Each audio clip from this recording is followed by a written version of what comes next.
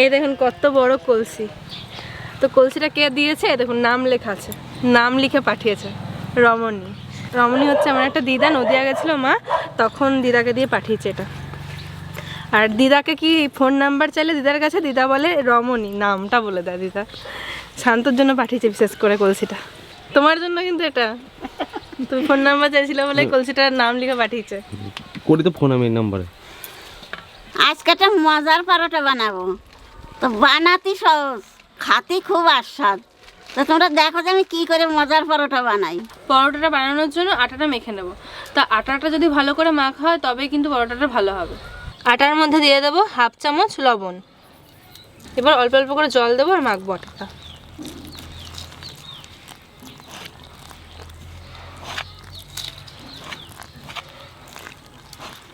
আটা দিয়ে পরোটা খেতে বেশি ভালো লাগে ময়দার থেকে, টেস্টটা বেশি হয়।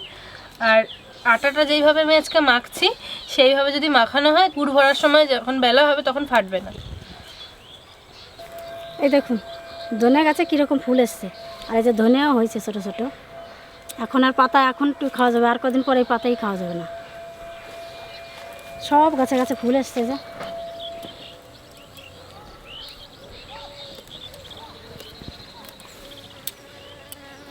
এখন পাতাই ছেঁড়া যাবে না।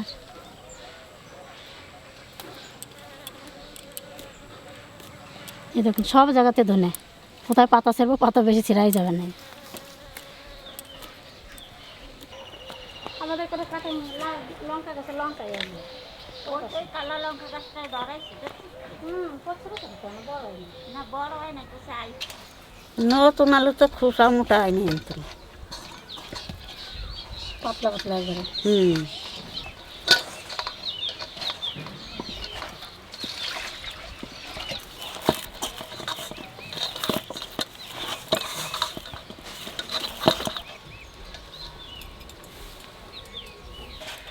ঠাকুমা যাবে না ওখানে মায়ের কাছে? না, মার কাছে আর এইবার যাবো না, মা আসিয়ে গেল। কি করবে, যাওয়ার ইচ্ছা আছে কিন্তু মানে ঠাকুর দেখা ফেলে যেতে পারছে না। বাবার জন্য যেতে পারছে না, এটাই যা। বড় মাঝে দিন বাড়ি যাচ্ছে দেখছি, কি মন খারাপ। মানে যদি একটু বলতো দাদু থাকার কথা, থেকে যেত। হ্যাঁ দিদিমার তো, হ্যাঁ দিদিমারা বললেই থেকে যেত। ওই যে কানটি দেখে আগেরটা নিয়ে গাড়িতে উঠে দিয়েছিল। মামা কত বুদ্ধি দেয়, জানে যে দেরি হবে, তাড়াতাড়ি গাড়িতে উঠে দিয়েছে। সে গাড়ির মধ্যে বসে বসে কাঁদতেছে।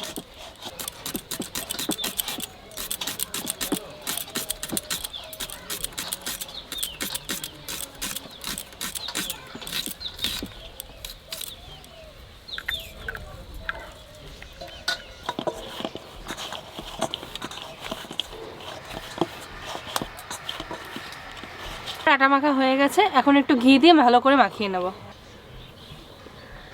ঘি তো পড়ে না।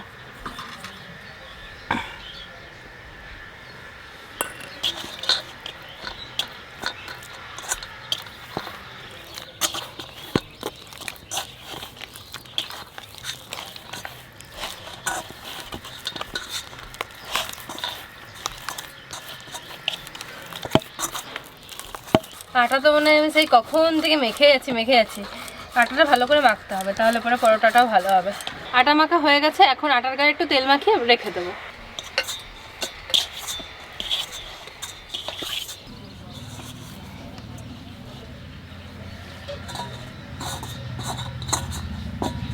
এবার আলুটাও মাখিয়ে নেব। আলুটা ভালো করে মাখিয়ে নিয়েছি, এবার আলুর মধ্যে দিয়ে দেবো পেঁয়াজ কুচি, ধনেপাতা কুচি, কাঁচা লঙ্কা কুচি আর আদা। আদাটা ঘষে ছিল কিন্তু বাটার মতন হয়ে গেছে। আর দিয়ে দেবো কিছু মশলা, ছোটো চামচের 1 চামচ লবণ, সামান্য একটু হলুদ দেবো, 1/2 চামচ কাশ্মীরি লঙ্কার গুঁড়ি, 1 চামচ ধনে গুঁড়ি, 1/2 চামচ গোলমরিচের গুঁড়ি আর 1/2 চামচ চাট মশলা। কি সুন্দর একটা গন্ধ বেরোচ্ছে, মনে হচ্ছে যে ফুচকার আলু। আমার জিভে জল চলে আসছে গো।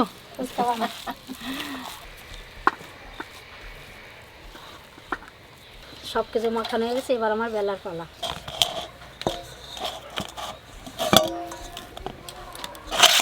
বাহ, খুব সুন্দর মাখানো হয়েছে, বেলতে খুব ভালো লাগবে। মাখানো ভালো হলে বেলতেও ভালো লাগে।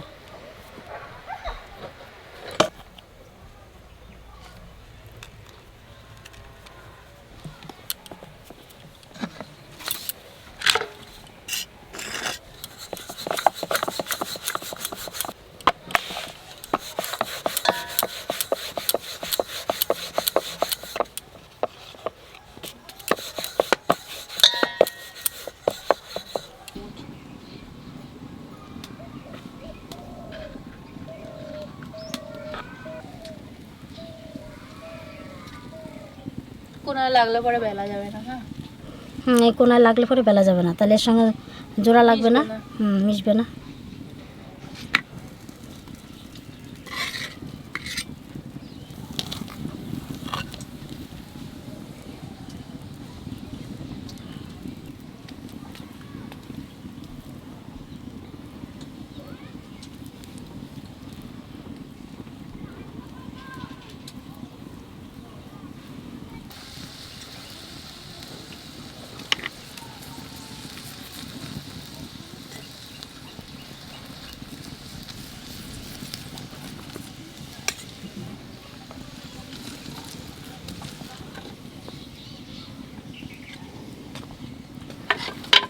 আর এই দিকটা টিপে টিপে বসিয়ে দেবো, যাতে পুরটা বেরোবে না। তাহলে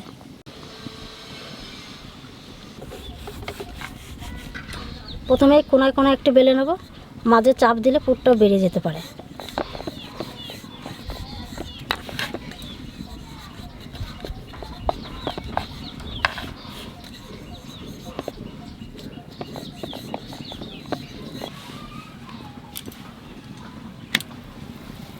পরোটার দু পিঠ ভালো করে সেকে নেব, তাই জন্য এই পিঠটা সেকা হয়ে গেছে, এবার এই পিঠটা সেকবো। পরোটার দু পিঠ ভালো করে সেকে নিয়েছি, এখন ওপরে তেল দিয়ে দেবো পরোটার।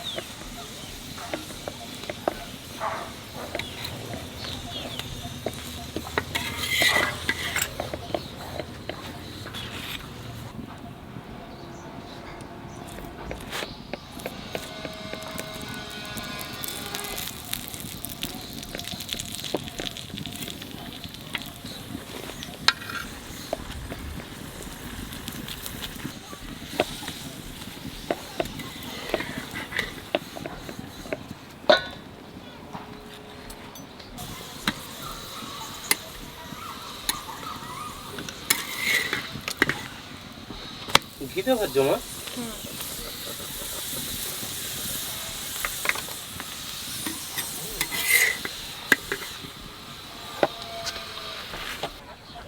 উপরটা ঘি দিয়ে হবে। এগুলো তেল দিয়ে? বাহ, ফার্স্ট ক্লাস লাগছে তো দেখতে। ও পুরো একদম ভর্তি তো পেঁয়াজ।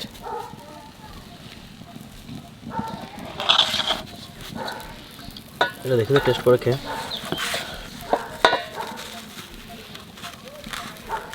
কি লাগছে দেখুন দেখতে, মনে হচ্ছে শুধুই খাওয়া যাবে। আর একটু যদি দই হয়, টক দই দিয়ে খাবে আজকে তো না, রায়তা দিয়ে।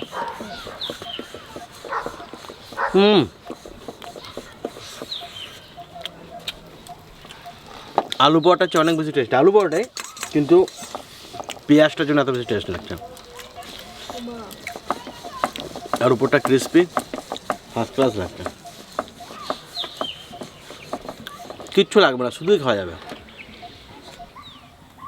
সব রকম বানাবো, সর্ষের তেলও। আরে ঢেলে দিয়েছি ভুল করে। এটা সুন্দর হবে।